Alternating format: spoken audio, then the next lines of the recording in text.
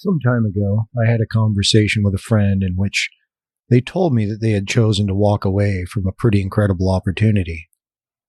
One that had the potential to provide a bright financial future with what sounded like plenty of opportunity for career advancement. A dream job. Yet they just walked away. Welcome to episode 13 of Two Drunks with a Mic, the podcast where we share our past so that others might have a future. You can find and subscribe to our show on all major podcast outlets. Your subscription, sharing, and feedback is greatly appreciated. Reviewing the show on your preferred outlet is also a much appreciated way to support our cause. Those that have been listening to the show for a while know that one theme that consistently comes up as it relates to our experience is the importance of surrender in the life of a recovering addict. Surrender to new ideas, surrender to God, surrender to the lack of comfort that comes when one is honest in their bid for successful recovery. Surrendering to the idea of extending forgiveness and of being forgiven. Surrendering an old way of thinking and adopting a new. After hearing all of our talk about surrender, it may seem a little strange that we put up an episode discussing the importance of selfishness in the life of the recovering addict. But the thing is, for as necessary as it is for the addict to surrender, recovery is also a selfish endeavor. Over the course of my nearly 9 years in recovery, I've been faced with various choices. Most of them have been easy enough to navigate, and I can generally muddle my way through. But there have been more than a few that have required a more thoughtful approach, the types of which the outcome of a decision would have a significant impact on my life. Most of these have been ones that have involved relationships with people or groups of people. And truth be told, these are the ones that will get me against the ropes quicker than anything else. When it comes to dealing with people, I have historically struggled with enforcing boundaries. I think a lot of my troubles stem from the fact that I really had no idea where my boundaries were. But regardless of this uncertainty, I was definitely a path of least resistance type of guy. As long as my interactions with people didn't interfere with my ultimate goal, namely being left alone to live my life as I pleased, I would generally let things slide. But only to a point. Past that point, and in my volatile way of thinking, that point really could have been anywhere from moment to moment, I would retaliate with a measure of wrath that far exceeded any offense. But more often than not, and only in an attempt to keep the peace in my life, I went to a lot of trouble to appease people. Not because I cared in the least for them, but rather it was in my way of thinking that the quicker I could get rid of them, the quicker I could get back to living my life. More often than not, when it came to simple favors or, God forbid, an actual commitment request, those were shot down too. Politely, of course, I couldn't stand the idea of confrontation because of the inconvenience it was to me. But if a quick brush off wasn't an option, meaning if shutting someone down put me in danger of a more drawn out interaction, I would lie or simply agree to do whatever was asked of me, and then either back out at the last minute or fail to show up altogether without so much as a phone call. I truly hated the very idea of doing anything for anyone. If it or they didn't fit into my life plan or in some way possess the capacity to advance it, I'd not allow it a place in my life. It doesn't take a superior intellect to figure out that this course of action was not only selfish, but it was also obviously very destructive. So needless to say, when I entered the program in 2010, I had a whole lot of surrendering to do. Surrender to taking direction. Surrender to God. Surrender to the idea of accepting and keeping commitments. Surrender to forsaking an old way of thinking and accepting a new. Surrender to the total lack of comfort that is inherent in an honest program. I slowly started to gain the skills that taught me how to establish healthy boundaries. My old, unstable boundaries were replaced with solid ones based on rational thought and a genuine care for others, rather than self-serving, destructive desire. And though it is still a work in progress for me on many levels, learning this skill has proven to be an invaluable way to protect not just me, but those in my life also. My previous objection to accepting and keeping commitments was also replaced by a desire to serve wherever and whenever I was asked. I recognized that it was in this service that, at least for me, the real magic was actually happening. Based on the evidence that was manifesting in my life, I became convinced that being a little uncomfortable, though not always pleasant, actually ended up being a very small price to pay for the improved quality of life in which I was finding myself. After all, there I was at 41 years old, finally reaching some higher level of emotional maturity. Decades behind schedule, but I was getting there nonetheless. So where am I now when it comes to all of this?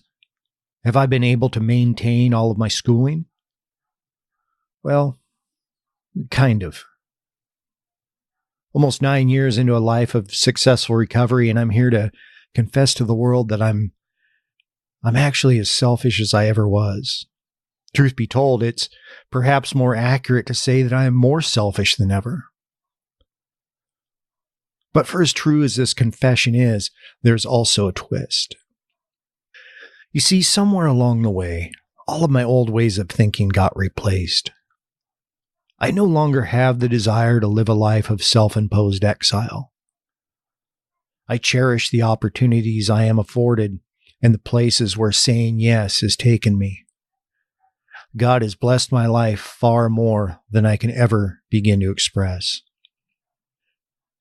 However, and believe me that the irony is not lost on me, the one word that has proven to keep me in the best emotional, spiritual, and service-oriented health is, in fact, the word no. There was a time, as I just described, in which I used the word no as a blunt instrument, beating to death any opportunity that might have enriched my life or, and more importantly, the lives of those around me. But today I use the word no more like a surgeon might use a scalpel. I carefully weigh the opportunities in front of me and ask myself one main question. Will it do harm?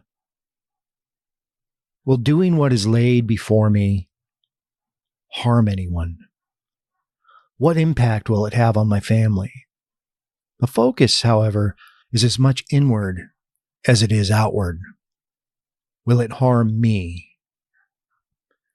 And this is where the selfishness comes to be an important part of my recovery. But as I am using it, the spirit of the word is not in the same vein as many people might imagine. You see, what I've learned and have come to accept about myself is that I have my limits. Just like everyone else, I only have a certain amount of bandwidth to go around.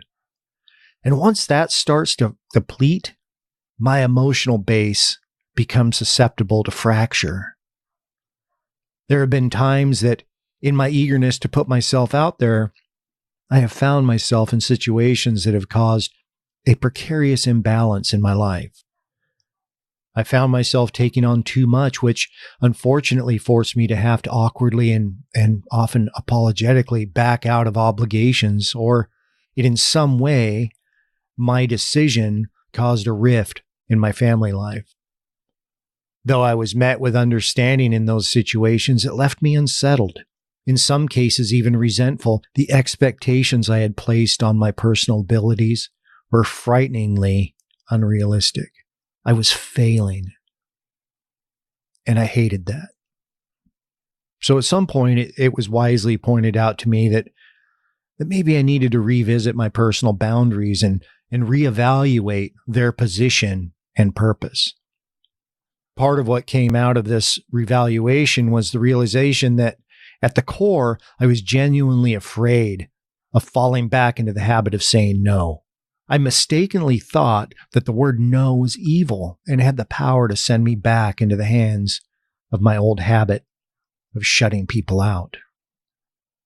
Two main points came out of that period of introspection and have had a lasting positive impact on my life. I have made it a habit to daily evaluate these two things. The first one is balance. I was lacking balance in my life. I had allowed myself to get so wrapped up in the idea that doing the opposite of what I had done for all those years was somehow going to keep me where I was, that I inadvertently allowed the scales to tip dangerously far in the opposite direction.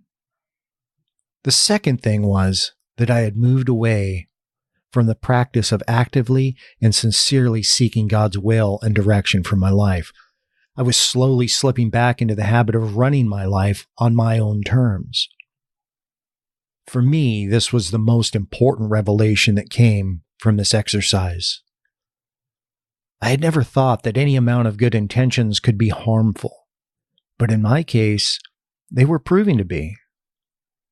Essentially, what had happened was that I had allowed God to bring me to a certain point, and then, though inadvertently, I had hopped off the train. For those in a 12-step fellowship, they will understand that what I needed was to get back to my 3rd and 11th steps. I needed to intentionally return control of my life over to the care and will of God. That's the 3rd step. And I needed to reestablish a daily practice of prayer to improve my conscious contact with God, thus fulfilling the 11th step. Without these, I was unable to recognize the steadily growing dysfunction in my life. But as I got back to these practices, healthy balance was restored in my life. Also through this discovery, I learned that contrary to the fear I had for the word no, it was actually a very healthy word to use. By not saying no in certain instances, I had unintentionally done harm, not just to those I had let down, but to myself also. I had allowed self to creep back in, and along with it came the self-doubt and growing resentment that comes with a bruised ego. The other day, my daughter came home and told me that her class had been assigned the reading of Hamlet. I was reminded of Shakespeare's line in that work, "To thine own self be true." I know that this line is a source of inspiration to many, a fitting mantra for a society that seems to be increasingly more interested in self-indulgence than in well-being of its fellow man. But for me, I see it as potentially having a devastating effect on those that get wrapped up in its true spirit. But much like the word no that I feared for so long, these 6 words, "to thine own self be true," if kept in the right context, are not, in and of themselves, dangerous. Nor are they selfish. My conclusion on this matter all comes down to the source of self which is being referenced. If left to our own devices, and that is the self that we desperately want to preserve and perpetuate, it can destroy and it can kill. And for those struggling with addiction, it does. Every day I see reports of multiple deaths attributed to addiction. Self is the last place we need to be. However, if the source of self to be true to is instead the new self that we have been granted by the turning of our life over to the will and care of God, like I mentioned I needed to revisit in my 3rd step, then we can have all confidence that what we are trying to preserve is the self of His perfect will. And that is a self which we need to selfishly defend. at any cost. Making that conscious effort to maintain that connection to God on a daily basis, like I had to when I revisited my 11th step, is the only way I have found to do this. At the beginning of this episode, I mentioned a friend of mine that told me that they had made the decision to walk away from a dream job. What I didn't mention then was why. You see, like me, my friend is a recovering addict. And it came to their attention during the process of getting this job that an unhealthy way of thinking was starting to resurface. Self-will and natural competitive drive were bringing them closer and closer to a very precarious emotional state. So they walked away. I believe that my friend was able to do this because they had not lost that healthy connection to God, and that self-preservation kicked in. What they had in front of them was ultimately not worth losing everything. See, this to me, my friends, is a perfect example of what living within the perfect will of God can look like. Instead of taking the reins and following a path that might have eventually led to their destruction, my friend pressed back into God and surrendered his will to the power greater than himself. That is the self to be true to, the one crafted by that most loving God. So take it for what it's worth. At the end of the day, these are just my experiences.